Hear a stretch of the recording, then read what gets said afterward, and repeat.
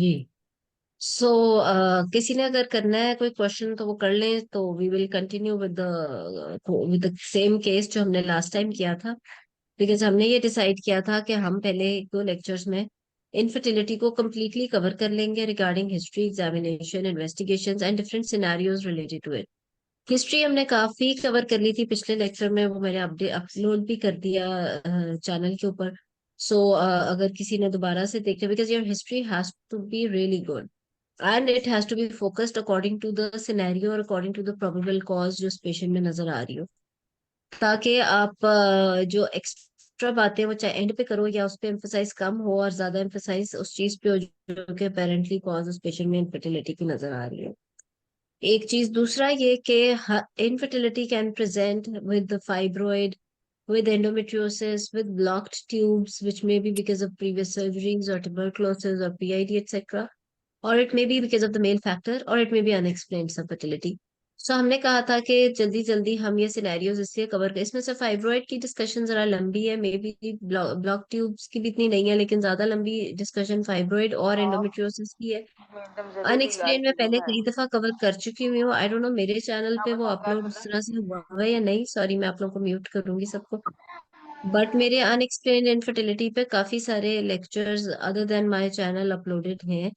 However वो हम unexplained को दोबारा डिटेल में डिस्कस करके, बिकॉज लाइव डिस्कशन भी हो जाएगी, उसमें नई नई बातें निकल आती हैं, तो दोबारा से चैनल पे भी हो जाएगा अपलोड। सो लंबा इसमें से फाइब्रॉइड और एंडोमेट्रियोसिस है। अनएक्सप्लेन्ड को हम कर लेंगे कवर इंशाल्लाह जल्दी, लेकिन साथ ही जो मेल फैक्टर वो इतने लंबे वो नहीं होंगी उसकी डिस्कशन। सो ज्यादा जो है fibroid, so we will do fibroid first, क्योंकि डॉक्टर जो लास्ट टाइम जिन्होंने प्रेजेंट किया, डॉक्टर हिरा, उन्होंने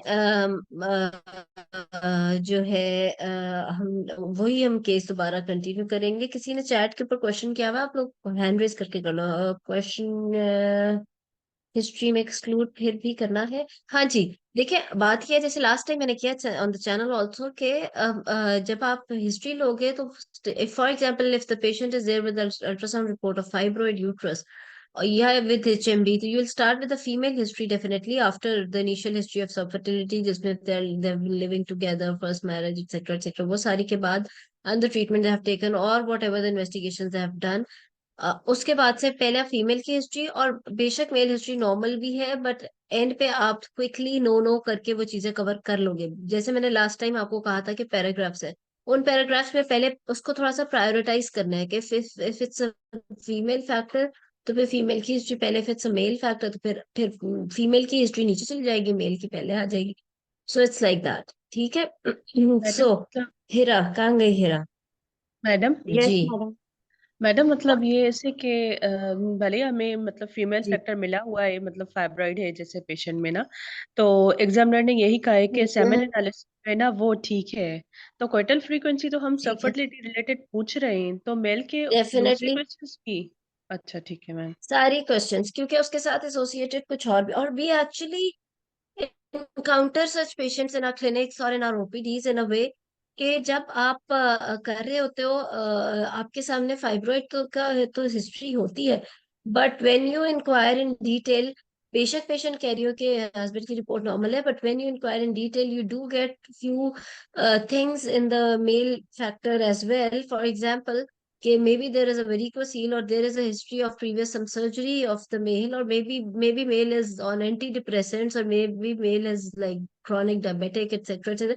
So there are few things you do find in the male as well, which may not be exactly related to subfertility, but later on maybe उनके किसी चीज में वो हिंडर कर सकता है या कुछ। तो देर इज नो हार्म कि आप एक दफा नो नो करके सारे, क्योंकि देखो हमें फाइब्रॉइड मिल गया, बट डज दैट मीन कि हम उसकी कोई और हिस्ट्री नहीं लेंगे फीमेल की? हम फिर भी क्विकली एक पूरी हिस्ट्री, हम PCO तक की हिस्ट्री कंप्लीटली, मतलब हम उसके मेंस्ट्रुअल साइकिल, उसका वेट, क्या हर चीज हम एक तरह से कवर कर ही रहे होते हैं, क्योंकि साथ एसोसिएटेड कुछ और भी हो सकता है। We just can not miss anything else in the patient of subfertility while managing her.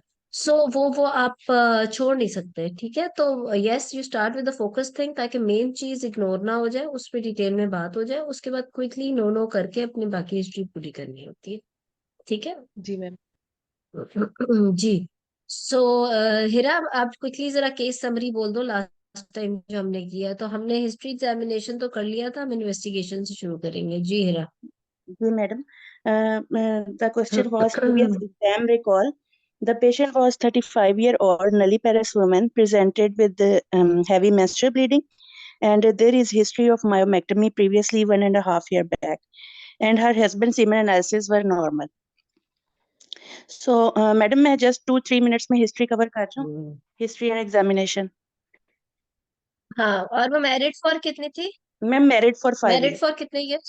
Married for हाँ 5 years. ठीक है। हाँ, So, इसकी हमने इसकी हिस्ट्री कर ली थी, सो हम इसको दोबारा रिपीट ज्यादा नहीं करेंगे। हिस्ट्री की यही थी कि यही सारा कुछ कि myomas and obviously wants to conceive as well. तो बेसिकली जी इसकी यही हिस्ट्री थी, तो इससे ज्यादा अब दोबारा हमने नहीं करना है, क्योंकि पिछले लेक्चर में हो चुके हैं और वो यूट्यूब पे भी है। एग्जामिनेशन के ऊपर क्विकली आप सिर्फ फोकस एग्जामिनेशन एब्डोमिनल और पेल्विक बता दो। जी मैडम, एग्जामिनेशन में after consent I will proceed with the abdominal examination. I will inspect the abdomen and palpate the abdomen, in which I will look for any visual or any mass. If the mass is palpable, then I will look for its size, mobility, surface, margins, consistency, temperature, tenderness, lower limit is reachable or not reachable, and skin is नहीं, इस separable or patient not. में था what was the fundal height. Sorry मेरा, excuse me, इस patient में क्या fundal height थी वो बताओ ना। आप इस पेशेंट का मैडम एग्जामिनेशन बताओ, किसी और के मैथ्स का ना बताओ। मैडम मैंने जो उधर एग्जाम में किया था तो मुझे 14 वीक साइज मिला था, बट उन्होंने मुझे पर वेजाइनल एग्जामिनेशन करना ठीक है। नहीं दिया। उन्होंने कहा कि आप बोले मैं आपको बताती हूँ पर वेजाइनल एग्जामिनेशन। तो क्या देखना चाहती हैं? तो क्या था?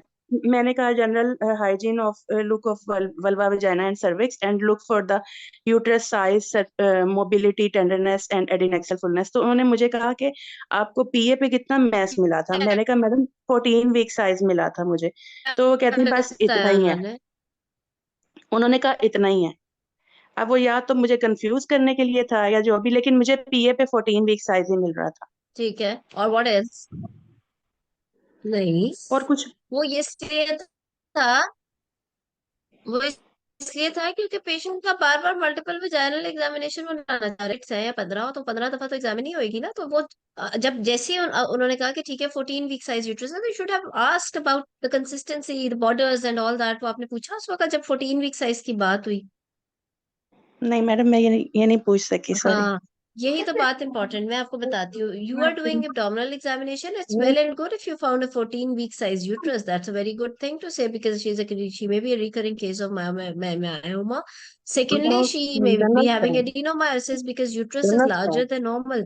ठीक है, तो आपने एब्डोमेन के ऊपर तो आपने कह दिया कि she is having 14-week size uterus which is palpable abdominally and it's hard in consistency and may be regular border, smooth border, may be आपको अलग से फाइब्रॉइड फील नहीं हो रहा, और नॉन टेंडर और वो सारा।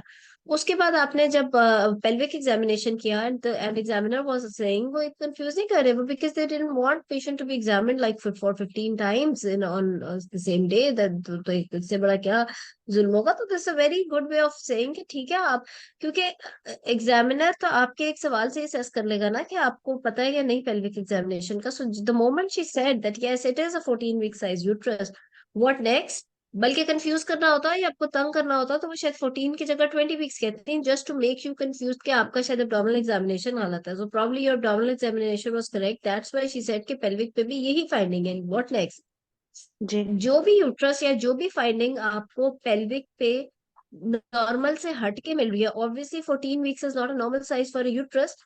तो if it is 14-week size, then you should have asked, आपके माइंड में अब एक डीडी बन जाना चाहिए 14 वीक सुनते ही। आपको पूछना चाहिए कि उसकी कंसिस्टेंसी क्या थी, जिससे पता चलेगा कि आप उस डीडी के मुताबिक अब सोच रहे हो, यानी कि इज इट अ फाइब्रॉइड और adenomyosis? If it's a fibroid, the examiner will say that it was hard inconsistency. If it's adenomyosis, she will say that it's soft inconsistency. फिर आप अगला सवाल पूछोगे कि it has got regular borders or not, or a smooth contour. Then the examiner will tell you, if it is not, it has got irregular borders, it's going more towards the fibroid. If it has got smooth contour and regular borders, then it's going more towards adenomyosis.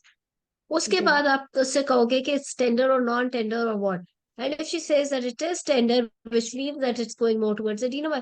तो आपके mind में जैसे ही उन्होंने कहा कि अच्छा ये pelvic पे है, तो what do you want, okay size is this, तो अब आपके माइंड में उसी वक्त डीडी बनना शुरू कि व्हाई इज इट 14 वीक्स, ये मेरा डीडी हो सकता है, इसमें फाइब्रॉइड हो सकता है, एडिनोमायोसिस हो सकता है, एंडोमेट्रियल हाइपरप्लेजिया हो सकता है, ये सब उस डीडी के मुताबिक फिर आप उनसे फर्दर एग्जामिनेशन फाइंडिंग्स के क्वेश्चंस पूछना शुरू कर दोगे, और फिर उस तरीके से फिर आप प्रोसीड करते हो, ठीक है जी मैडम। जी।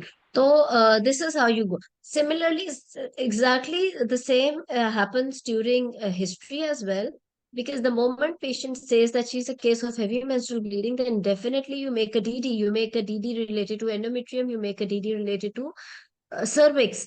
यही दो जगह हैं जिससे अदर देन ये हम डीडी की एक अलग क्लास करेंगे, राइट?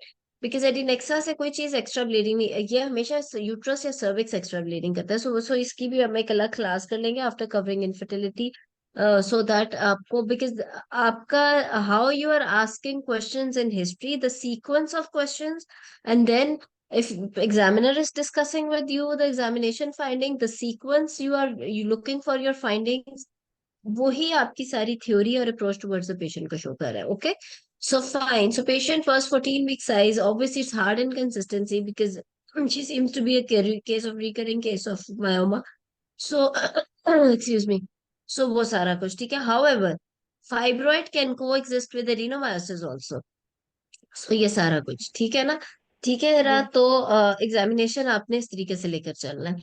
जी आई थिंक हमने हिस्ट्री और एग्जामिनेशन लास्ट में इन्वेस्टिगेशंस पे आ जाते हैं जल्दी से, इसके बीच में जी जिसका कोई क्वेश्चन हो प्लीज हैंड रेस करके बीच में ही कर ले। जी हीरा, इन्वेस्टिगेशंस बताओ, इस पेशेंट में आपने क्या क्या मांगोगे?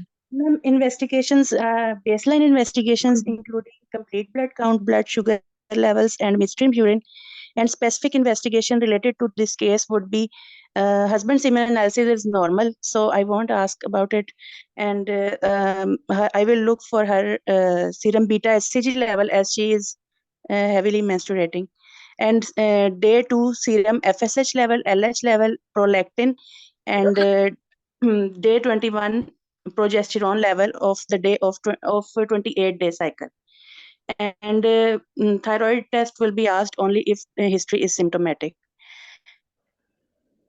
and then I will proceed for ultrasound abdomen, in which I will look for endometrial thickness, endometrial myometrial interface, endometrial and myometrial echogenicity, and if any mass is present in endometrium or myometrium, I will look for its number, size, and location of the mass, and I will overall look for overall size of the uterus and bilateral adnexas if any mass is present, and or ascites is present in adnexa.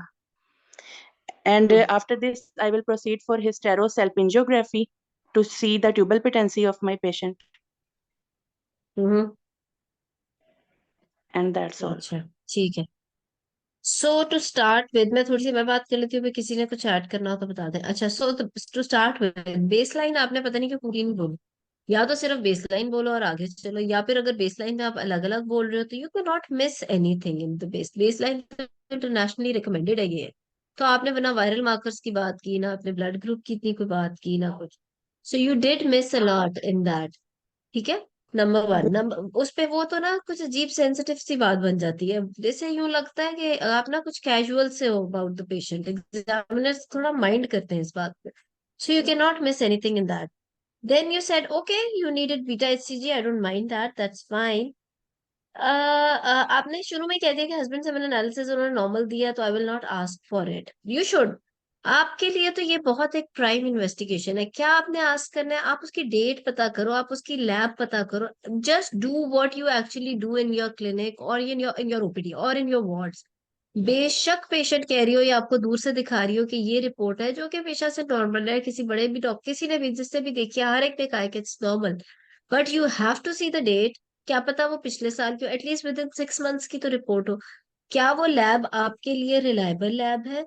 Number three, you have to talk about at least three very important parameters, which is the count and then the motility and morphology, at least these. उसके अलावा और भी हैं, but at least in तीन पे बेशक report normal है, you have to again check and ask. अगर आपको लगता है कि ये रिपोर्ट उस लैब से नहीं, मतलब it's a very unknown sort of a lab, because ये एक प्राइम इन्वेस्टिगेशन है, तो आप उस रिपोर्ट को रिजेक्ट कर सकते हो। नंबर टू ये कि there are few other ways like 3 days abstinence etcetera etcetera. So इस रिपोर्ट को आप उतनी ही इम्पोर्टेंस दोगे जितना शायद अल्ट्रासाउंड को हम इम्पोर्टेंस देंगे फीमेल की। एक चीज, दूसरी चीज ये कि आपने अल्ट्रासाउंड मांगा, दिस वाज गुड, बट आपको एग्जामिनेशन पे पेशेंट का साइज मिल गया यूट्रस का 14 weeks, right? So if it is a 14 week size, फिर तो हम इसकी जान छोड़ ही नहीं सकते। आपने एक एक बात पूछनी है कि आपने उसका, ठीक है, एंडोमेट्रियल मायोमेट्रियल एको टेक्सचर तक तो बात की आपने, मैथ्स, उस मैथ्स की थोड़ी और बातें करो, ताकि आप पता चले कि आपको आपको पेल्विक फाइंडिंग्स पे इतना कुछ पता चल गया है कि शायद अब आपको अल्ट्रासाउंड की जरूरत ही नहीं है, क्योंकि अब आपको पता है कि अल्ट्रासाउंड पे मिलेगा। तो बोलो कि any mass in the myometrium or fibroid, or and the type of fibroid, maybe the classification, कौन सा type of fibroid है, if it is indenting the endometrial cavity or not, its subserosal and the total number of fibroids and exact location of the fibroid with, so आपकी examination finding इतनी अच्छी होनी चाहिए कि you are bold enough to ask all these questions from the examiner। असल life में भी मैं इसलिए ये बात करती हूँ because exam is exactly whatever is happening in your clinic actually. So असल लाइफ में भी अगर आपने पेशेंट को एग्जामिन किया है और आपको अल्ट्रासाउंड की रिपोर्ट पे वो चीजें नहीं मिली जो एक्चुअली अल्ट्रासाउंड पे यू वर एबल टू सी के ये, सॉरी, एग्जामिनेशन पे you were able to pick it's a case of a fibroid and probably there was a posterior wall fibroid which was filling the pouch of Douglas, but the ultrasonologist has not commented in the ultrasound, then you always go back to the ultrasonologist and ask for the exact location and size of the fibroid, etc., etc., right? So if exact location of the fibroid is not given, its indentation into the endometrial cavity, etc., is not given, then you definitely get the re-reporting done. Similarly, इसी तरह exam में भी अगर आपका examination में similar, अगर आपको adenomyosis लगा है तो फिर जाहिर है आप उस पर ज्यादा डिटेल में बात करोगे, फिर फाइब्रॉइड के पीछे नहीं पड़ोगे। ठीक है, तो ये सब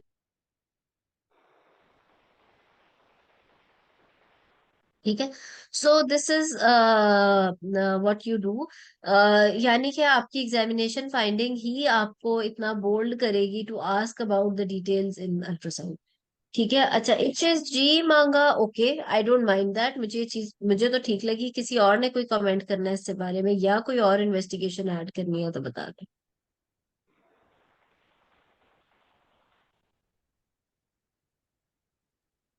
मैम अल्ट्रासाउंड केयूबी भी साथ में बोल देना चाहिए या फिर इतना छोटा क्यों? फाइब्रॉइड है ये इफेक्ट नहीं करेगा? बिल्कुल नहीं बोलना, हेलो। इस तरह के एक्स्ट्रा चीजों में नहीं पढ़ना, बिल्कुल नहीं बोलना। हमने KUB और हाइड्रोनेफ्रोसिस और उन चीजों का हमने इसमें नहीं कुछ करना, देयर इज नो पॉइंट। ठीक है। ओके मैम, ठीक।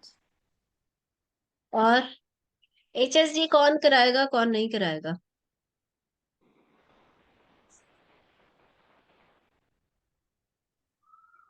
मैम HSG करवानी चाहिए। ठीक है, रीजन? मैम रीजन ये है कि अगर प्री ऑपरेटिवली फाइब्रॉइड अबंडन कर रहा है ट्यूब्स उसकी वजह से ब्लॉक है, तो हम पेशेंट को जस्टिफाई कर सकते हैं और कि फाइब्रॉइड जो है प्रॉब्लमेटिक है और उसको रिमूव करना चाहिए फर्टिलिटी प्रोस्पेक्ट के हिसाब से भी, और जो है और या फिर डेफिनेटिव उसको अगर ब्लॉक आ रही है तो लेप्रोस्कोपिक डायरेक्ट टेस्ट अगर करनी चाहिए बाद में जब उसकी फाइब्रॉइड रिमूव होंगी, तो उसके लिए भी काउंसिल कर सकते हैं पेशेंट को। अच्छा, चलो ठीक है, इस पे मैं मैनेजमेंट में बात करूंगी। अच्छा, और ठीक है। सो आई थिंक ठीक है, वेल एंड गुड। हम बड़ी दफा FSH LH प्रोजेस्टेरोन थायराइड पे बात कर चुके हैं, आई थिंक सब कुछ ठीक ही बोला है हिरा ने, बाकी सब गुड। सो HSG इन्होंने कराया है, अब आगे अब आप मैनेजमेंट हिरा बताओ। मैम इन्वेस्टिगेशंस में हम ओवेरियन रिजर्व देखने के लिए कर देंगे इन्वेस्टिगेशन। 35 इयर्स ओल्ड है पेशेंट। आई लाइक इट, बिल्कुल। ये एक थोड़ी सी कंट्रोवर्शियल सी बात है, कुछ लोग कहते हैं अगर D2 FSH LH ठीक आ रहा है, पेशेंट के साइकिल्स ठीक है, अल्ट्रासाउंड के ऊपर एंट्रल फॉलिकुलर काउंट पे या ओवरी के साइज पे ठीक कमेंट हो गया है, तो because she is 35, at least is not 38 और 40, तो चलो आप AMH ना मांगे बिकॉज FSH LH भी हो गया। बट अगर आप मांग भी रहे हो तो काफी जस्टिफाइड बात है। क्योंकि अगर इस सारे सिनेरियो में AMH if even if it is in the on the lower side, तो बिकॉज एक AMH की value never decides the variant reserve, it is the whole scenario. It's always it's linked with the FSH, LH and the period cycle, etc., and the anterior follicular count. इस वजह से एक AMH नहीं करेगा decide. However, yes, अगर सारा कुछ border line है या पेशेंट इज नियरली 40, तो then yes there is no harm. और फिर एक चीज और, even if she is young and you have got to do another surgery on the ovary or even the first surgery on the ovary, फिर आप अलग से AMH की भी वैल्यू बहुत इंपॉर्टेंट हुई. ठीक है. सो ये आपको जस्टिफाई करना होता है AMH. ठीक, चलो हिरा, गुड. अब आप मैनेजमेंट पे आते हैं. So how will you manage this case? मैंने एहतियातन लिख भी दिया है चैट के ऊपर सिनेरियो, ताकि मैनेजमेंट से पहले जो है ना आप सबको पता हो सिनेरियो, बिकॉज इट्स इम्पोर्टेंट. चलो Hira, how will you manage this case? Ma'am वो मुझे फाइंडिंग्स बताना है. Good. So I don't know exam में आपकी क्या फाइंडिंग्स थी अल्ट्रासाउंड की, वही कर लेते हैं, वरना मैं बता देती हूँ. मैम आप बता दें, क्योंकि मैंने सही तरह से मांगा भी नहीं और उन्होंने Okay, मुझे दिया भी नहीं. so she is having hemoglobin of 9 grams per liter. मैं सिर्फ पॉजिटिव फाइंडिंग्स आपको बता दूंगी. उसके जी. अलावा बाकी हर FSH, LH is normal, progesterone level day 21 and her cycle was normal. And yes, husband semen analysis was also normal. HSG पे हम बाद में बात करेंगे. अल्ट्रासाउंड के ऊपर there were like multiple fibroids, 5 fibroids दिए हुए. Maximum size was 5 into 4 centimeter, which was intramyometrial and was indenting the cavity. And rest of the fibroids were like 2 into 3 centimeter, involving anterior and posterior walls. And endometrial, myometrial echo texture was normal. Okay ma'am. And adnexa were also normal. जी. ठीक है. In management, I will counsel my patient regarding the diagnosis that according to history examination and investigations, she is having heavy menstrual bleeding, most probably due to, she is having heavy menstrual bleeding and primary subfertility, most probably due to fibroid uterus. However, his stereosalpingography report is still pending. So I will explain and tell all the procedures along with its pros and cons. Possible procedures for this case would be uterine artery embolization and myomectomy for removal of the fibroids. And I will tell my patient that her fertility treatment will start after the removal of myoma. So I will tell my patient that myomectomy is evidence-based preferred option of treatment for a fibroid related to subfertility. And I will tell the patient about myomectomy. It can be done by open laparoscopically and hysteroscopically, but in your case, open myomectomy is the treatment of choice. I will main aim of my treatment would be to remove her fibroid as early as possible and to complete her family after fibroid removal. In order, if she has a recurrent fibroid, then we can proceed with her hysterectomy. So for this purpose, I will admit my patient, I will involve multidisciplinary approach, and I will do complete workup of my patient. I will, as my patient is having 9 hemoglobin level, so I will have 2 pack cells in hand and keep 2 एक donors second रुक as. जाओ. Sorry, अब तक की भी थोड़ी सी corrections, क्योंकि because अभी तो इट्स स्टार्ट ऑफ तैयारी सबकी, इस वजह से मैं साथ साथ इसको एलैबोरेट करती हूँ, ताकि एक तो रजिस्टर हो जाए माइंड में, एक एंड पे एकदम से सारा बताऊंगी तो आपको याद भी नहीं रहेगा, और थोड़ा सा वो एम्फोसाइज नहीं होगी उस बात पे. सो आई वाज टेलिंग यू, अच्छा स्टार्ट था. लेकिन एक चीज मैं आप सबको बता दूं, जब भी एग्जाम में आप मैनेजमेंट बोलते हो, and when not only in exam में, मैं जो बात करती हूँ एक्चुअली एग्जाम से ज्यादा शायद आप लोगों की प्रैक्टिकल लाइफ की एडवाइस होती है वो.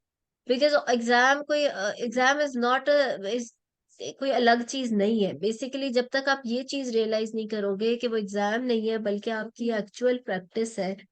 एक सेकेंड जरा ठहरना. सो जब तक आप ये रियलाइज नहीं करोगे कि it is not an exam, it is your actual clinic, it's actual patients you are dealing with, तब तक वो एग्जाम पास नहीं होगा. तो इसलिए ये एक्चुअली रियलिटी की चीजें ही. तो जब तक आप किसी भी पेशेंट को, she sitting in front of you and you are discussing management with her, आप उसको जब नंबर 1 2 3 करके बात कर रहे हो, तो number 1 world wide it's understood, number 1 आप वो चीज बोल रहे हो जो आपके हिसाब से पेशेंट के लिए बेस्ट।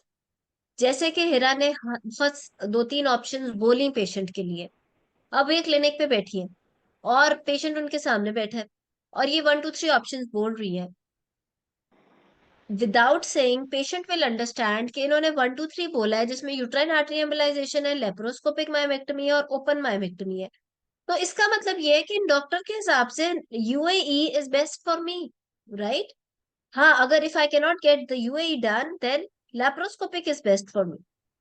ओपन तो इन्होंने एंड पे बोला, राइट? बट एंड पे आके डिस्कस ही ओपन करने लग गई है। What's the point?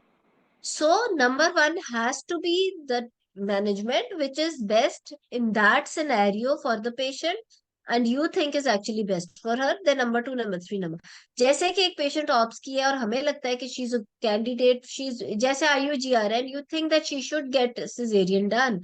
However, normal delivery is not like absolutely contraindicated because maybe the placental insufficiency is okay or whatever. तो but you still think that second number पे normal delivery या trial of labour, number 1 पे caesarean section. तो ये नहीं होता कि आप ये कहो कि नंबर 1 पे नॉर्मल डिलीवरी, नंबर 2 पे सिजेरियन। फिर यही होता है कि आप कहते हो कि number 1 is caesarean section, option number 2 is normal delivery, and then you give pros and cons and then you let the patient decide what to do, right? ये एक आम नॉर्मल और ऑथेंटिक और इंटरनेशनल तरीका है पेशेंट से management discuss करने का।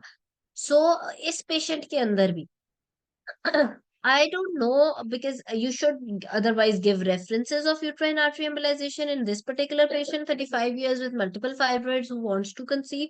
आपका पहले जवाब पे ही आपका स्टेशन वहां खत्म हो गया था।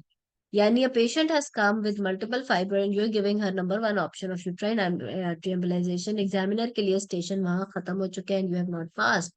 इसका मतलब ये है कि मतलब यूट्राइन आर्टरी एम्बोलाइजेशन कैसे, मतलब okay if you have very good references और गाइडलाइंस अवेलेबल कि इस पेशेंट में नंबर 1 यूट्राइन आर्टरी एम्बोलाइजेशन हो सकती है तो बताओ। अच्छा चलो, अगर हम उस चीज को भी इग्नोर करें, दूसरे नंबर पे आपने कहा कि laparoscopic and hysteroscopic myomectomy, there is a big myoma which is indenting into the cavity. Laparoscopic is a good option, but it cannot come before open myomectomy in this case. Why? Because she has got multiple fibroids, and in laparoscopy, you cannot feel many fibroids, and they may be left behind, and the problem of infertility may continue, and the cavity. Hysteroscopic myomectomy तो हो ही नहीं सकती because there is no submucosal ma'am फिर fibroid. जी, option ही नहीं देना इसका, ऑप्शन का मैं मतलब कि treatment option for myomectomy is open and laparoscopy और hysteroscopically, but in your case it would be an open. Okay so yes, आप जो हो वो हिस्ट्रोस्कोपिक और लैप्रोस्कोपिक की ऑप्शन थर्ड नंबर पे दे सकते हो।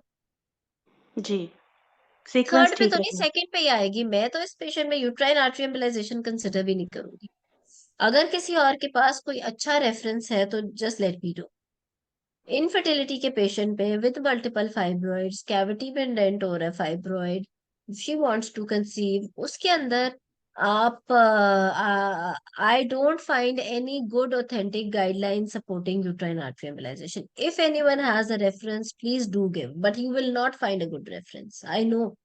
सो इसके अंदर या open myomectomy versus laparoscopic, laparoscopic का हल्का सा जिक्र करो, एंड इफ एग्जामिनर सेज कि what about laparoscopic, why not laparoscopy eight the first place, तो यू शुड नो एक चीज ये कि लैप्रोस्कोपी के अंदर आप मल्टीपल फाइब्रॉइड्स तो निकाल लेते हो, बट उसके अंदर आप पैल्पेट नहीं कर सकते। Recurrence of myoma is more in laparoscopic myomectomy because you are not able to palpate the fibroids and you can miss a fibroid inside the myometrium because you are just seeing the uterus, you're not feeling it, right? तो उस वजह से जो रह जाएगा seedlings अभी वो कल को बड़ा हो जाएगा। तो recurrence is like around 25 to 30% with laparoscopic myomectomy and it's less than 10% after open myomectomy. So you can give this reference के इस वजह से लेप्रोस्कोपिक मैंने सेकंड नंबर पे की। और मैम उसके अलावा इसमें सुचरिंग भी तो प्रॉपर नहीं होगी ना लेप्रोस्कोपी में, तो नेक्स्ट में ऑब्स्टेरिक कॉम्प्लिकेशन ज्यादा हो जाएंगी। जी ठीक है। So this we can do. हाँ जी हिरा, ठीक है। तो अब दोबारा से मैनेजमेंट थोड़ी सी फिर से मैं बताती हूँ, फिर आप बोलना। जी मैम। So, किसी ने क्वेश्चन किया, in submucosal we give option of laparoscopy. If there is a single submucosal fibroid, then hysteroscopic resection of myoma. That is the option that you give. Hysteroscopic. If a single submucosal fibroid is there, ma'am size right? भी less than 3 centimetre किसका? हिस्टेरोस्कोपिकली। बात आपने ठीक की है, 3 centimetre से कम ही होगा तो होगा, उससे बड़ा हुआ तो फिर तो वो तो फाइब्रॉइड पूरा यूट्रस को ही कर रहा होगा। But it more depends, it depends more on the base, the size of the base of the fibroid, it's कितनी broad base है। और secondly ये कि there is no hard and fast measurement कि जी 3 सेंटीमीटर से बड़ा है तो hysteroscopic mammectomy नहीं हो सकती। There may be a bigger fibroid with a very thin pedicle attachment with the endometrium, और वो easily निकल सकता है। और there may be a 2-3 centimeter fibroid with a very broad base which needs more resectoscope की बकायदा excision चाहिए हो सकती है। So it actually depends on the intraoperative findings. So there is no hard and fast measurement given anywhere. No need of Zoladex. Zoladex का किसी ने question किया, तो Zoladex का क्या करना है यार? Zoladex is not a permanent treatment of fibroid. आप ठीक है, Zoladex से आप 6 months Zoladex दोगे, उससे फिर more than 50% size of the fibroid is reduced, but then once you stop the Zoladex, the whole of it recurs, meaning fibroid rapidly grows again. So it's not a permanent treatment of fibroid. It may be a temporary reduction of size of the fibroid, but it's not a permanent treatment for the fibroid. ठीक है। So yes, ma'am large fibroid में भी role नहीं है अगर हम myomectomy plan कर रहे हैं पेशेंट की, मीनवाइल हेमोग्लोबिन उसकी करेक्ट करनी है? इस पे भी बात करते हैं मैनेजमेंट में। सर्जरी की मैं बात बताती हूँ। अच्छा चलो, बात हो ही रही है जोलोडेक्स, देखो जब जोलोडेक्स का सवाल हो, या when you are thinking in your practice also to give Zoladex और not to give Zoladex, Zoladex से फायदे क्या है? फायदा is yes, it can reduce the size of the fibroid temporarily so that you can build up the HB. Okay, वो भी ठीक है। नंबर 2 ये कि बट इसके अलावा और कोई फायदा है नहीं। हाँ, मे बी ब्लड लॉस थोड़ा बहुत कम कर सकता है इंट्राऑपरेटिवली जोलेटेक्स, बिकॉज साइज ऑफ रिडक्शन हो जाएगी। आप रिड्यूस करके 3-4 महीने देके फिर सर्जरी प्लान करोगे, may be blood loss comparatively कुछ कम हो जाए। और लेकिन इसके अब नुकसानात क्या है? इसके नुकसानात ये हैं कि it's not a permanent treatment. अगर आपने एचबी करेक्शन के लिए जोलेटेक्स देना है, तो आप क्या 3 महीने लगा रहे हो एचबी करेक्ट करने के लिए, जिसकी सर्जरी ऑलरेडी प्लान्ड है? आप ब्लड लगाओ और हफ्ते के अंदर उसकी सर्जरी करो, राइट? या तो सर्जरी से उसको बचाना हो। जब सर्जरी प्लान्ड है तो आप उसको एक इतना strong hormonal medicine, hormonal injection दे रहे हो, जिससे कि बकायदा भी मैं आपको बताती हूँ कि क्या फर्क आएगा उसकी बॉडी में। वो आप उसको लगा रहे हो, लेकिन इन पे फिर सर्जरी कर रहे हो, तो this is not worth it, right? Number 1। उसके अलावा this is a very expensive injection, it's not an easy injection to take. हर इंसान जो है उसको तो आप वो इंजेक्शन दो ना जिससे उसकी मैनेजमेंट बदल रही हो, या जिससे उसको उसको मार्क्ड एक डिफरेंस आ रहा हो, ठीक है? उसके अलावा फॉर एग्जाम्पल आपने दे भी दिया, समवन सेज कि it was like may be a 24 weeks or a 30 week size fibroid, why don't I give her Zoladex so that the uterus size comes below the umbilicus or the surgery becomes easier, etc etc? Why not like that, and then we can see। तो आप जो हो उसको करोगे क्या intraoperatively? This same patient, if she has got 30 weeks and she has come to like 22 or 20 weeks size after 3-4 Zoladex or something, and now you're doing a surgery, आपको fibroid मिले, वो फाइब्रॉइड के टेक्सचर को ही change कर देता है। Intraoperatively you are not able to find the right plane of cleavage, right, between the fibroid and the uterine tissue. आपको उसमें इतना मसला हो जाता है कि you can even leave the base of fibroid inside, because वो इतना सॉफ्ट और इतना, और उसकी एक लुक सार्कोमा जैसी हो जाती है। देखो प्री ऑपरेटिवली कुछ भी कर लो, we don't know the histopathology of that fibroid. So अब आप उसकी मायोमेक्टमी कर रहे हो and then you don't know it's a sarcoma और अ मायोमा। सो अब आपकी जो सर्जिकल टेक्निक है, obviously it has to be different in the sarcoma at least. और आप एंड पे जो है वो किधर आप कर रहे हो, तो जोलेटेक्स इज नॉट वर्थ इट। हाँ, इसके आपको प्रोज एंड कॉन्स पता होने चाहिए। इफ कुछ पेशेंट्स बहुत नेट पे पढ़ के आई होती हैं और फिर वो आपसे डिस्कस करने बैठ जाती हैं कि हमने लगवाना है हमने, तो you are able to at least convince them कि इसके प्रोज एंड कॉन्स क्या है, और फिर अकॉर्डिंगली यू कैन प्लान।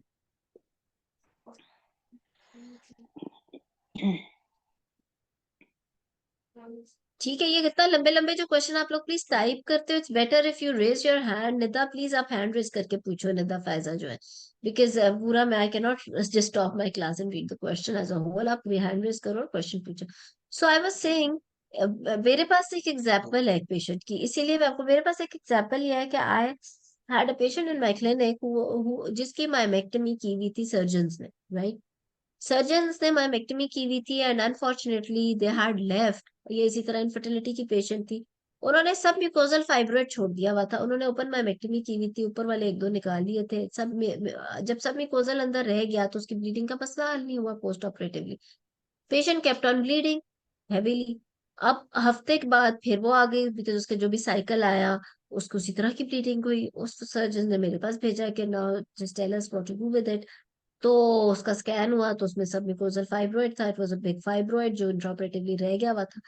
तो अब पेशेंट की एक हफ्ता पहले सर्जरी हुई हुई है, फिर ब्लीड करके एचबी उसकी जो है अब 5 पे आ गई। She is a young patient etcetera etcetera, she is got and unfortunately she was a case of सब फर्टिलिटी ऑल्सो। इसलिए कहते हैं अपनी फील्ड में ही रह के काम करना चाहिए, लेकिन बहरहाल चलो जो हो गया। सो उस इस पर्टिकुलर पेशेंट में when she herself was not willing to get another surgery for myomectomy done, उसको मैंने फिर जोलोडेक्स एडवाइस किया था फॉर 3 मंथ्स और सो, ताकि एक तो फाइब्रोइड का साइज श्रिंक होए, उसकी ब्लीडिंग कंट्रोल में रहे, और उसके बाद उसको दोबारा एक तरीके से प्रिपेयर करके, ऑब्वियसली सर्जरी तो होनी है। सब में कोजल मायोमा अगर अंदर रह गया है तो वो कंसीव नहीं कर सकती, एचएमवी उसकी जिंदगी भर ठीक नहीं हो सकती, तो सर्जरी तो उसकी होनी है। तो इस पेशेंट के अंदर yes I did advise Zoladex also, ताकि उसकी कुछ ब्लीडिंग भी ठीक रहे, 3-4 महीने गुजरे, उसकी सेहत ठीक हो, and then she had another surgery. So ये, लेकिन उसके अलावा you need to sit down with the patient and discuss exactly कि आपने क्या उसका करना है जोलोडेक्स का, ठीक है जी। जी और कोई?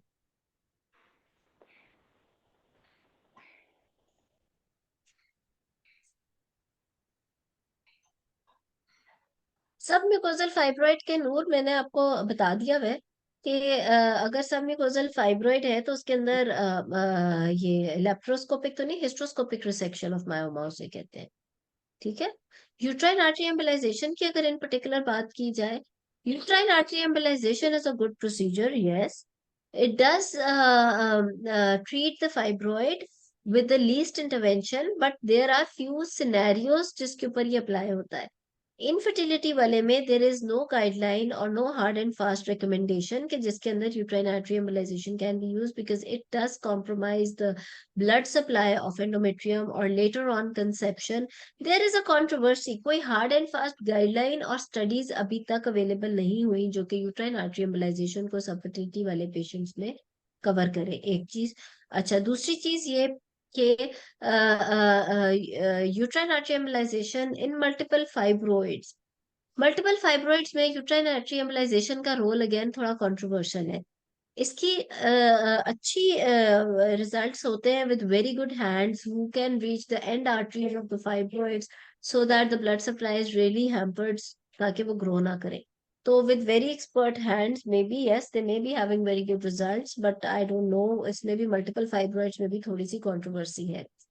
So उसके लिए फिर ये जरूर हो सकता है कि if a patient is like above 40 and the family is complete and she's got no she has got heavy menstrual bleeding and you may be planning a hysterectomy or something because of the age etc, तो उसके अंदर आप मायोमास के लिए uterine artery embolisation बिल्कुल advice कर सकते हो, because it has got definitely lesser morbidity than the major surgery। तो उसके लिए तो ठीक है, लेकिन जो सब फर्टिलिटी वाले या यंगर एज ग्रुप के पेशेंट्स हैं या मल्टीपल फाइब्रोइड वाले, मल्टीपल फाइब्रोइड्स अबव 40 में भी surgery is the first option and uterine artery embolisation is the second option, right. तो ये होगा कॉन्ट्रेस, वो भी हम करते हैं ना आगे मैनेजमेंट में, ठीक है हेरा। चलो अब आप मैनेजमेंट दोबारा से बोलो, जी मैडम। जल्दी से बोलो। स्टार्ट से काउंसलिंग भी शुरू करूँ या? स्टार्ट तो कोई लंबा नहीं है, एक लाइन है स्टार्ट की, बोले पूरी बोले जी। I will counsel my patient that after history examination and investigations, she is having heavy menstrual bleeding and subfertility due to fibroid uterus. However, her histoscopy report is still pending. So I will give treatment options of not, हाँ HSG की तो बात करते हैं, ठीक है बस, हाँ जी. ठीक है. I will give treatment option of open myomectomy and laparoscopic myomectomy and uterine artery embolization along with its pros and cons. I will counsel my patient. The main aim of my treatment is to prevent. Sorry, uterine artery embolisation को तो मैंने निकाल ही दिया इस case में, okay right? Madam, नहीं बोलना ही नहीं है, ठीक है मैडम. बोलने की बात नहीं है, patient is a case of subfertility, ठीक है ना? Okay okay madam. जी. So I will admit my patient and do pre-operatively workup, and I will, as my patient is having 9 HB, so I will keep 2 pack cells in hand um, and 2 donors as a backup, and I will take informed consent of my patient. I will ask her. I will tell my patient that there is risk of hemorrhage, infections, and damage to other organs, and there is also a risk of 15% risk of recurrent myoma formation, and 0.01% risk of hysterectomy. So after taking the informed consent, I will prepare my patient according to surgical safety checklist, and on OT on shift to the operation theater on the list day, and in operation theater I will do examination under anesthesia and do bimanual examination to reconfirm the findings and also pass the Foley's. After aseptic measures, I will open the abdomen through phalansteal incision, and first of all I will look for the uterus, fallopian tube, and ovaries, and inspect for the fibroids, its number, its locations, and its size. And aim of myomectomy is to have less adherence and to prevent uh, uh, hemorrhage as मतलब जितना possible हो सके to prevent the hemorrhage, and to prevent adherence I will take meticulous surgical techniques, and minimal handling will be my approach, and ethicon sutures will be used, and I will try to remove the fibroids preferably from posterior wall of the uterus in vertical incision, and after this I will proceed with the myomectomy, and uh, proceed with the myomectomy. Anterior wall fibroids will be removed with the horizontal incision. And to prevent अच्छा, the एक second, sorry. hemorrhage, जी बताएं, hemorrhage, ठीक है, आप बोलते I रहो. will give intramyometrial vasopressor injections, and Bonis clamp will be attached intermittently to prevent the hemorrhage. However, GnRH analogs can be given before surgery, but I will take informed consent for this injection, and I will tell the pros and cons of this injection. I will tell my patient that there is loss of surgical plane, and there are side effects of GnRH analogs like hot flashes, gynecomastia, endocrine problems, and bone problems. So after after this, I will proceed with my surgery and remove fibroids, and baseball sutures will be taken. Hemostasis will be secured. If needed, drain will be attached, and shift the patient to post-operatively bay. ठीक है, I will good. leave the attendant. ठीक है, इधर तक बस. अब post op बाद में डिस्कस करेंगे. So surgery, it was not bad, good.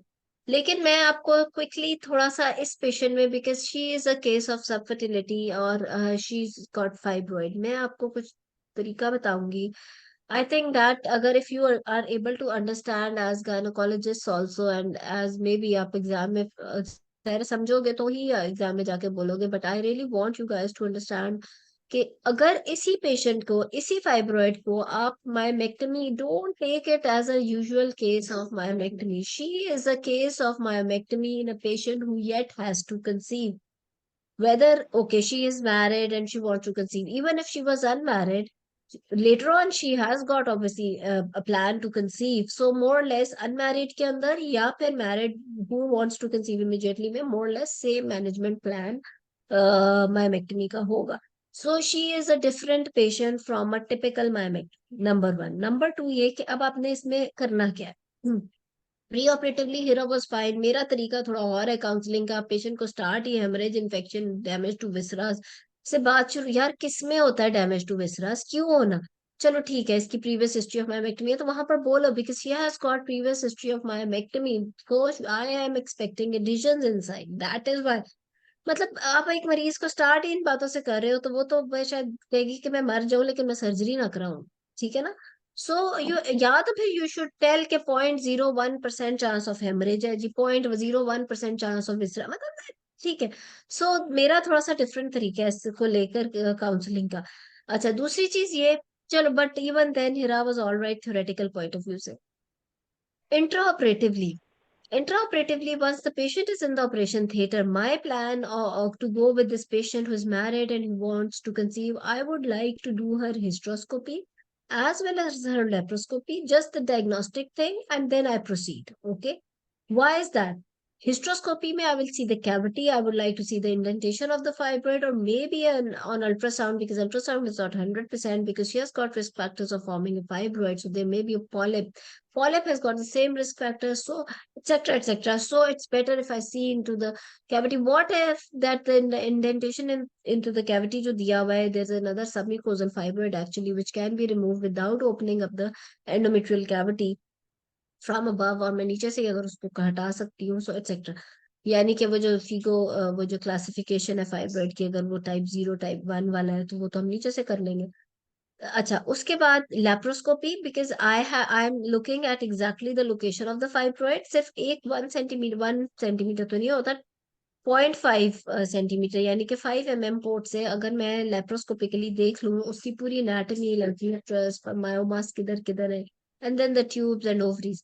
और ट्यूब्स का you can do the patency test also. मैंने HSG को क्यों संभाल के रखा उस जवाब को, मैंने क्यों कहा कि HSG पे डिपेंड करता है कि फाइल डू द हिस्ट्रोसेल्पिंगोग्राम और नॉट, वो मैंने इसलिए संभाल के रखा था because this is the point जिसमें मैंने आपको बताना था, ताकि कॉन्सेप्ट आपका क्लियर रहे। If I'm doing the dye test intraoperatively, then what's the need of doing the HSG before it? However, Hira की explanation ठीक थी कि I want to see the tubal status before the surgery.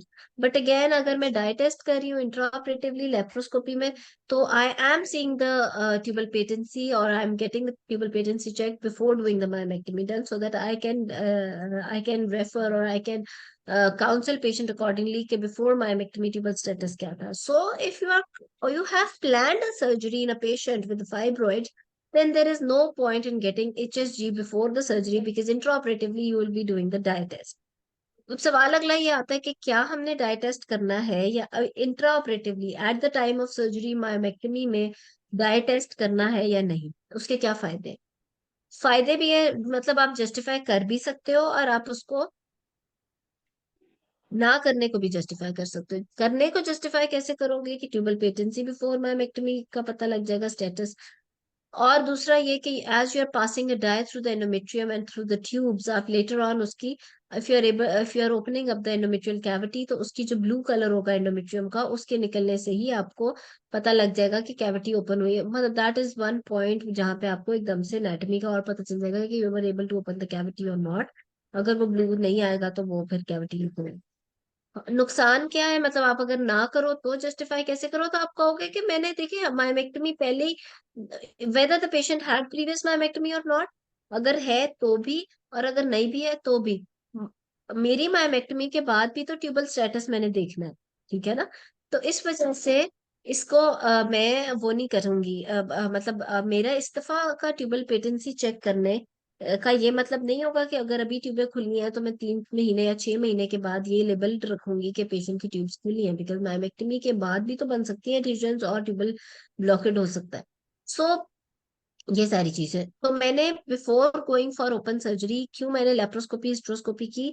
Now I know exactly from my laparoscopy कि मेरी एडहेजन्स कहाँ कहाँ है, मेरे मायोमास किधर किधर बने हुए हैं, what exactly is the size of uterus etc, so that when I open her up, I'll open her up with the mini laparotomy. I'll not be doing like 8 to 10 centimeters scar, मुझे कितना बड़ा cesarean scar बना देते हैं। I know the anatomy of the patient exactly and I'll now give maybe 3 centimeters scar or something because now I know exactly. लेकिन ये बात है एक उन लोगों की who are skilled। अगर आप लोग, ये मैं इसलिए कर रही हूँ क्योंकि अगर आप ये बात कर सको, basically maybe a person like because I do lots of laparoscopic surgery. So मुझे ऐसे लगता है कि लैप्रोस्कोपी में आप इतनी एनाटमी पता करके you open up with a very small incision while doing a myomectomy, like may be 3 centimeters or so, instead of giving like 8 centimeter or something जिसकी morbidity ज्यादा, रिकवरी लेट और ये वो. So there is a term called mini laparotomy for myomectomy. उसका ये मतलब होता है. आई होप इंशाल्लाह अभी तकरीबन अगर 40 से 50 कैंडिडेट्स हैं तो दे विल, इनमें से कोई एक दो को शायद ये समझ आए और ये अच्छी तरह आप बोल सको एग्जाम में. अगर आप लोगों को ये बात समझ में नहीं आई, don't get into all this, go ahead with the way Hira has told us, वो भी ठीक है कि you go directly with open myomectomy.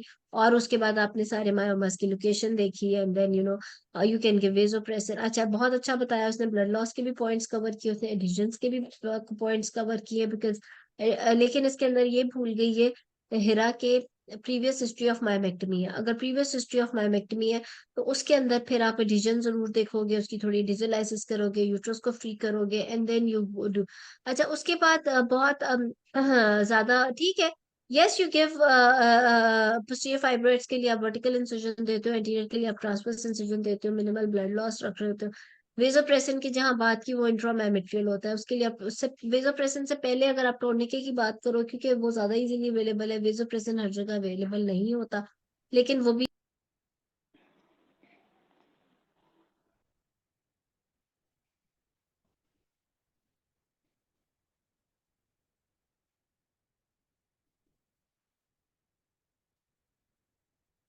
सो ये आप करोगे.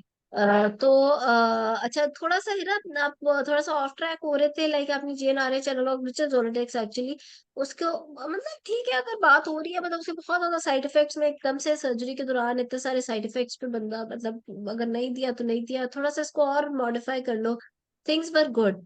और I think other than this though it was all right. Or vasopressin intramyometrial, really you will not believe there is like hardly 100 ml blood loss in a myomectomy with this injection. ठीक है. सो आप बताएं किसी और ने कोई question? Because when there is less blood loss, there are less post-operative adhesions, there is less handling of tissues, there is less morbidity. जी, एक hand raise हुआ है. जी, क्वेश्चन. मैम मुझे एम्बोलाइजेशन के बारे में पूछना था. जो कंसीव करना चाहती हैं स्पेशली वो, या जहाँ पे male factors of fertility already है, पेशेंट की कंसीव का इशू तो नहीं है लेकिन हैवी मेंस्ट्रुअल ब्लीडिंग ट्रीट करनी है, तो ऐसी एक पेशेंट मैंने देखी है, उसकी पोस्ट ऑपरेटिव पीरियड्स का जो फ्लो है वो कम हो गया है. तो इस वजह से वो मतलब पीरियड्स का फ्लो कम होने की वजह से वो साइकोसिस डिप्रेशन की तरफ ज्यादा जा रही है. तो मैम फर्टिलिटी पे तो है इम्पैक्ट, के एमएच लेवल ड्रॉप होना स्टार्ट हो जाती है, लेकिन इस पे भी है, मतलब पीरियड्स के फ्लो पे भी है इसका इफेक्ट. यूट्राइन आर्टरी एम्बोलाइजेशन अगर वैसे बात की जाए तो it is not treated to treat HMB. हाँ, फाइब्रॉइड है उसके लिए ये ट्रीट होती है, जहां तक अभी तक रिकमेंडेशंस है, ओनली फॉर मायोमास. ही था उनको. फाइब्रॉइड था, जी जी. फाइब्रॉइड था तो और मेल फैक्टर था, तो मेरा ख्याल है इसके अंदर better option definitely was again myomectomy. उसकी वजह ये है क्योंकि इसमें लेटर ऑन में भी एआरटी होनी है, और एआरटी से पहले तो वैसे ही मायोमास कंप्लीटली निकलने चाहिए, और आपको अच्छी एंडोमेट्रियम चाहिए ताकि आप इसकी एंडोमेट्रियम की ब्लड सप्लाई कॉम्प्रोमाइज ना हो. She was actually not a case for uterine artery embolization exactly. She was a case of myomectomy because आपको इसके अंदर एनाटॉमी ठीक चाहिए, स्पेशली बिफोर एआरटी. यानी कि अगर पेशेंट का आईवीएफ होना है फॉर मेल फैक्टर तो भी, और अगर मेल फैक्टर नहीं भी है और एआरटी नहीं भी होना, फॉर एग्जांपल, चलो जो भी होना है, लेकिन she has got to conceive after fibroid is born, तो भी मायोमेक्टमी ही होनी चाहिए ताकि उसकी जो एंडोमेट्रियम है उसकी ब्लड सप्लाई कॉम्प्रोमाइज ना हो. देखो, कहने को अगर हम कंपेयर करें यूट्राइन आर्टरी एम्बोलाइजेशन को विद मायोमेक्टमी या फिर विद मेजर सर्जरी, तो ये एक बहुत बड़ी एडवांसमेंट है. एक पेशेंट जो कि मायोमेक्टमी करा के प्रॉब्ली हफ्ते बाद या महीने बाद ठीक होगा, वो यूट्राइन आर्टरी एम्बोलाइजेशन में उसी शाम को ठीक हो रहा है. नो डाउट, लीस्ट इंटरवेंशन, ना कोई सर्जरी, बेशक एक्सपेंसिव है, काफी ज्यादा एक्सपेंसिव है, लेकिन 10 मिनट का प्रोसीजर है, चाहे एनेस्थीसिया मिले ना मिले, इट्स अ वेरी मिनिमल. लेकिन आपको दुनिया भर की स्टडीज इसको सपोर्ट करती नहीं मिलती. अगर इतनी बड़ी एक रेवोल्यूशन ही आ गई मैनेजमेंट में कि जी फाइब्रॉइड की myomectomy versus uterine artery embolisation, तो व्हाई नॉट एनी ऑथेंटिक? अभी तक क्यों कोई गाइडलाइन नहीं आई? अभी तक क्यों कोई किसी भी आप कॉन्फ्रेंस पे चले जाओ, ये तो चीज बदल देनी चाहिए फाइब्रॉइड की management, but no, so which means that it is still controversial.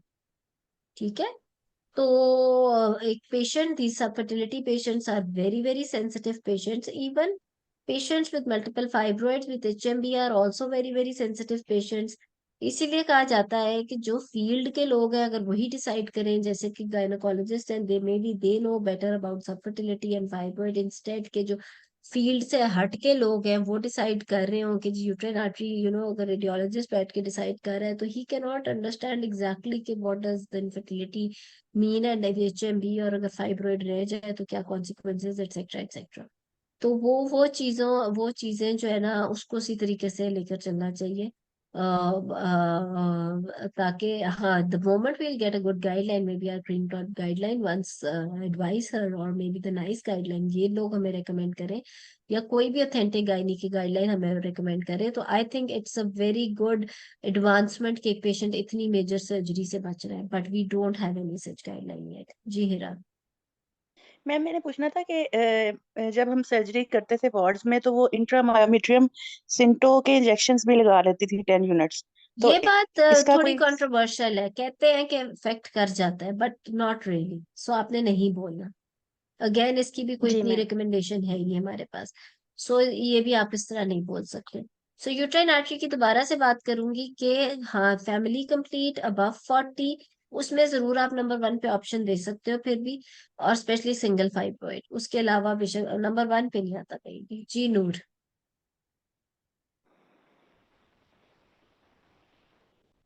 एक एक करके आप क्वेश्चन कर लो, हिरा ने किया है हैंड। जी। मैम मेरा क्वेश्चन ये है कि प्रैक्टिकली मतलब क्या है कि वाकई में पीरियड्स की फ्लो पे इफेक्ट होता है इससे? एक सेकंड।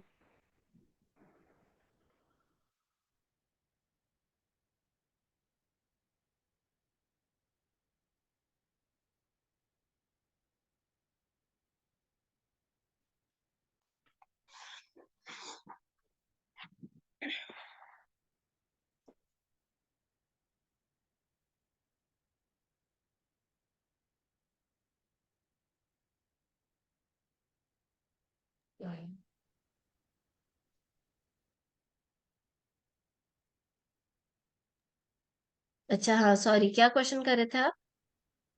मैम यही कि प्रैक्टिकली क्या है कि पीरियड्स के फ्लो पे इफेक्ट होता है पोस्ट ऑपरेटिवली? नहीं नहीं, मैंने तो ऐसा कुछ कहीं नहीं देखा जी।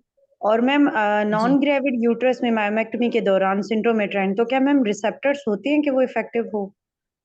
देखो, इसकी भी कोई आपको टॉग आर्टिकल या कोई आपको लेटेस्ट स्टडीज नहीं मिलती कि आप इंट्राऑपरेटिव ब्लड लॉस में सिंड्रोम, सो नो। ठीक है। जी। ओके। जी नूर, आप हैंड रेस कर रहे हो, पूछ लो। हाँ, ऑल्टरनेटिव टू वेजोप्रेसिन क्या है? अगर आपसे क्वेश्चन किया जाए कि how will you reduce blood loss intraoperatively, तो आप कहोगे कि intraoperatively it starts, actually the preparation for reducing the blood loss starts pre operatively. Pre operatively में जैसे हिरा ने हमें बता दिया, GnRH एनालॉग या गुडोलिडेक्स भी जिसको कहते हैं, वो उसके इंजेक्शन प्री ऑपरेटिवली 3 मंथ्स के दो, तो इंट्राऑपरेटिवली बिकॉज फाइब्रोइड का साइज छोटा हो जाता है और वो ब्लड लॉस कम करता है। However there are some cons related to set as well, जो कि हिरा ने भी बताया, मैंने भी आपको उससे पहले बताया, सो वो साइड इफेक्ट्स भी हैं, उसके नुकसान भी हैं, बट इंट्राऑपरेटिवली ब्लड लॉस कम हो सकता है। उसके अलावा इंट्राऑपरेटिव ब्लड लॉस में क्लिनिकें हैं, और साथ में इंट्रामायोमेट्रियल वेजोप्रेसिन का इंजेक्शन है, जिससे कि आप उसका ब्लड लॉस कम कर सकते हो। ठीक है। जी, और क्या क्वेश्चन? What was alternate? जी मैंने आपको बता दिया, वेजोप्रेशन होता है, ट्रली प्रेशन होता है। ठीक है जी। डॉक्टर ना। डॉक्टर अरूबा, एक मैंने ये पूछना था, इसको पेशेंट को कितनी देर के लिए कंट्रासेप्शन देंगे और फर्दर वो भी हम कंसीव करने के लिए गुड लेटर क्वेश्चन, कंसेप्शन करेंगे या ovulation induction as patient is 35 years? ये हम पोस्ट ऑपरेटिव मैनेजमेंट करेंगे।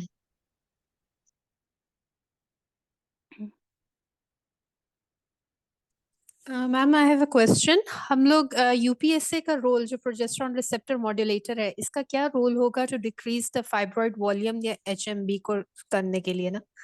आप थोड़ा सा इसको एलैबोरेट कर देंगे या किसका शुड मेंशन? कैसे क्वेश्चन यूपीएसए, करें, सॉरी? यूपीएसए प्रोजेस्टेरॉन रिसेप्टर मॉड्यूलेटर जो है हमारे पास, बिल्कुल रोल है। जहां आपके हम पास करेंगे क्वेश्चन आएगा, yes, you can, you don't need to talk about it at the first place. उसकी वजह यह है कि we don't use it, we don't have it easily available everywhere. I don't know ये पाकिस्तान में कहाँ अवेलेबल हो चुका है या नहीं, लेकिन रिसेंट एडवांसेस की अगर आगे जाकर बात हो तो yes, it has a role, definitely. उस तरह तो और भी बहुत सारी चीजें अल्ट्रासाउंड से रिलेटेड जिस पे आप बात जरूर, अगर आगे की बात होने का टाइम आ गया स्टेशन के ऊपर, तो आप जरूर उस पर बात कर सकते हो। जो एमआरआई रिलेटेड ट्रीटमेंट्स हैं फॉर द फाइब्रोइड्स और वो सारा कुछ, तो यस, रिसेंट एडवांसेस में ये सारी हैं, they are effective, but again we don't do it at the first place because they are not easily available anywhere. Actually world में भी ये नंबर वन पे नहीं आती है because again availability, fertility, etc. उस पे कोई guideline, but yes, they all are available and अस्सलाम वालेकुम मैम। हाँ, जी मैम वालेकुम। ये जो हम एचपी बिल्डअप करते हैं वो जस्ट ब्लड से करेंगे या आईवी विनोफर से? ये विनोफर बहुत से ही नहीं अच्छा कर? क्वेश्चन है, ये बात मैं मिस कर गई थी। I like this question a lot. HB build कैसे करनी है? देखो, अगर तो वो पेशेंट आपके पास फाइब्रॉइड्स के साथ आई है with low HB, may be 8 और 9, definitely it's lower for the surgery. तो फिर तो आपने प्लान करना, आपने ये देखना है कि आपने सर्जरी कब कर रहे हो। प्लान ही होना चाहिए कि सर्जरी उसके अगले साइकिल से पहले हो जाए, क्योंकि आप बिल्ड करो और साइकिल आ जाए तो फिर ज्यादा हैवी ब्लीडिंग हो जाएगी। तो if you are planning within next 1 week, तो फिर तो आप उसको ब्लड लगाओ और प्लान द सर्जरी। अगर आपके अगला साइकिल 1 महीने बाद है और you are planning it after 2 weeks और सो, तो आप उसे फेरेंजेक्ट भी दे सकते हो और फिर 2 वीक्स के बाद उसका एचबी रिपीट करा के then you can proceed. So it actually depends कि आप सर्जरी कब कर रहे हैं। तो मैडम मैंने 9 HP पे इसको ब्लड नहीं लगाया था, तो मुझे ब्लड लगाना चाहिए था इस केस में। फिर उसके मल्टीपल बाद फाइब्रॉइड्स अगर आप इमीडिएटली सर्जरी प्लान कर रहे हो within a week, excuse me, और 9 HB है, तो it's better to keep it above 10 and keep 2 donors इन hand and then go ahead. Okay ma'am. अगर इमीडिएटली कर रहे हो, अगर आप ये सर्जरी 2 हफ्ते बाद कर रहे होते तो देयर वाज नो हार्म कि आप उसे फेरेंजेक लगाते, 2 डोनर अवेलेबल रखते, 2 हफ्ते बाद उसकी एचबी रिपीट कराते एंड देन प्लान अकॉर्डिंगली। जी मैम। मैडम, चलो गुड। जी, मैडम जैसे डॉक्टर ने प्रेजेंट किया तो उन्होंने कहा कि 10 HP है, 10 HP के हिसाब से जो है मैं 2 अरेंज करूंगी और 2 जो है वो क्या? डोनर्स रखूंगी, तो ये जस्टिफाइड है? बिल्कुल मैडम वो ठीक तो है। बस, अच्छा नहीं, ठीक है बहुत मैडम। ज्यादा नहीं होगा, 2 डोनर रखूंगी और जी दो मैं, ब्लीड कराऊंगी, यस वही डॉक्टर ने ये कहा थोड़े था। ज्यादा हो गए हैं। हाँ, लेकिन शी मतलब can justify this as well because she is a case of previous myomectomy. जो प्रीवियस माइमेक्टमी का पेशेंट हो, उसकी डिजियोलाइसिस, उसकी सर्जरी में देर इज नो हार्म कि अगर आप लेकिन टू ज्यादा डोनर स्टैंड बाय रख लो। जस्टिफाई आप कर सकते हो अपनी बात को। अच्छा ठीक है मैम। ठीक है। सो पोस्ट ऑपरेटिवली हिरा, अब आप आगे चलो, सर्जरी हो गई, patient is in post ma'am op ward. Question, जी श्योर। पोस्टीरियर फाइब्रॉइड की अप्रोच बहुत पहले भी आपके लेक्चर्स में और मैडम शहनाज के लेक्चर्स में भी सुना है, लेकिन एक बार फिर रिपीट कर दें। पोस्टीरियर वाल फाइब्रॉइड पे location approach. Of fibroid, okay, location of fibroid is important. पहले जमाना होता था कि वो बहुत ज्यादा इंपॉर्टेंस देते थे कि जी पोस्टीरियर वॉल फाइब्रॉइड है तो आप पोस्टीरियरली ना जाएं और आप एंटीरियरली इंसिजन दें और फिर कैविटी खोलें और फिर निकालें। Excuse me, now the concept has changed. You don't need to go that way. आप, excuse me, okay, sorry. So आप उसको पोस्टीरियरली भी निकाल सकते हो। एक सेकेंड में जरा,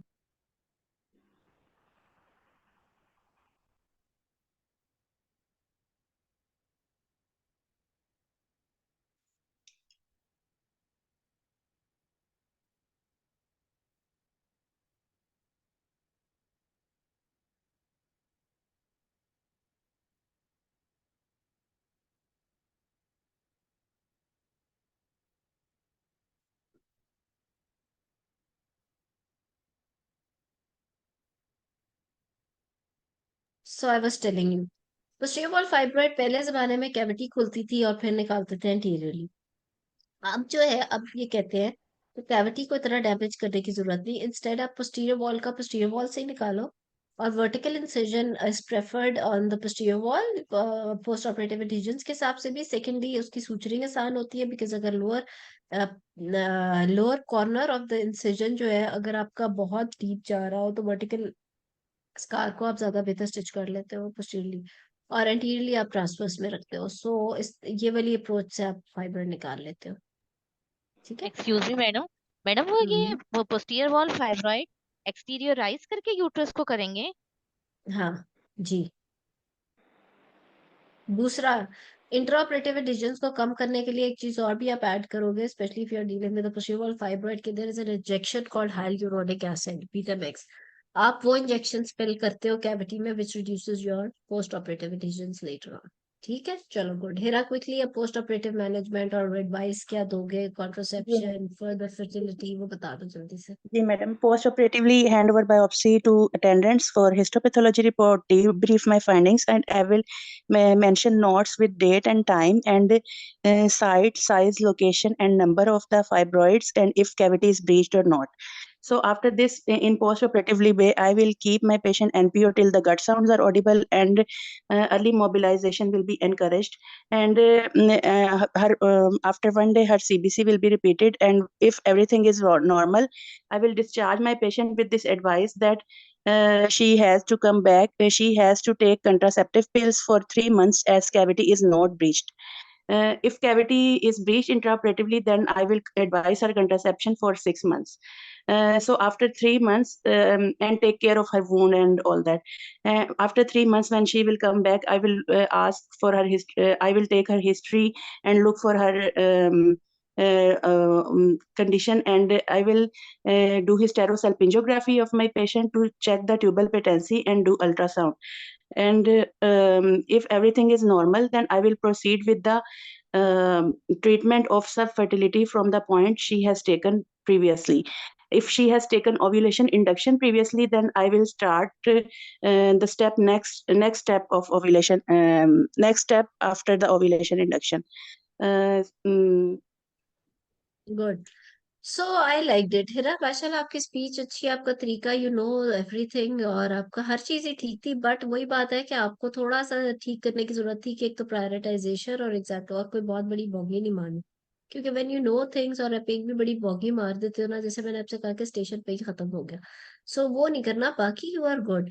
पोस्ट ऑपरेटिवली आपने बड़ा अच्छा चले हो, इसी तरह सारा बात करनी है, और उसके अंदर आपने ये बता देना है कि जी if the cavity is open तो फिर आप उसको 6 मंथ्स की कॉन्ट्रासेप्शन देते हो, if it is not open तो फिर आप उसको 3 मंथ्स की देते हो। उसके बाद आप उसका फर्टिलिटी प्लान करते हो। आफ्टर 3 मंथ्स फॉर एग्जाम्पल आप कह सकते हो कि I would like to discuss again with the patient कि अब 3 मंथ्स हो गए, did you do the tubal patency after 3 months Hira? Yes, madam. किया था आपने? Yes, ठीक madam. है, that is good enough.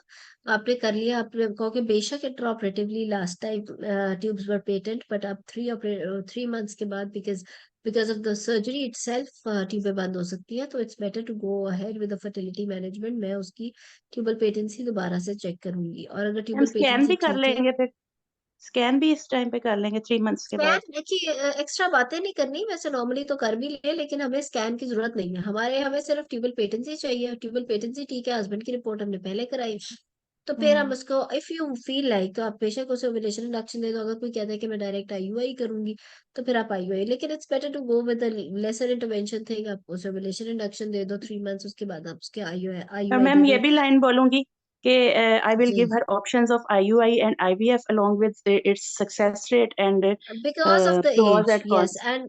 And quick recurrence of the disease, Yes, right. आप ma'am. बिल्कुल आईवीएफ तक की भी And ऑप्शन, लेकिन नंबर 1 पे नहीं, of course. once she is pregnant, I will follow up her बस antenatal care. आपने मरीज प्रेग्नेंट कर दिया, आपका स्टेशन हो गया अच्छा, खत्म, दैट्स इट। ठीक है, तो Yes. वो तो फिर तो मकसद ही अचीव हो गया ना। तो इस तरीके से अगर स्टेशन जाए तो it's a good station for you in exam.